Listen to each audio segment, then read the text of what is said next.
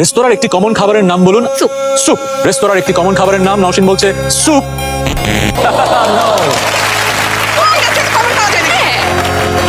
একটা স্ট্রাইক হয়েছে, তিনটা স্ট্রাইক হলে কি হবে? প্রশ্নটা ওদিকে চলে যাবে। নেহা, রেস্তোরাঁর একটি কমন খাবারের নাম বলুন। পিৎজা। পিৎজা। আমরা দেখতে চাই বোর্ডে আছে নাকি পিৎজা। দুটো স্ট্রাইক হয়ে গেছে। আন্টি, প্রশ্নটা হচ্ছে রেস্তোরাঁর একটি কমন খাবারের নাম বলুন। সিঙ্গারা। সিঙ্গারা। আমরা 100 জনকে জিজ্ঞেস করেছি সিঙ্গারা কি বোর্ডে আছে।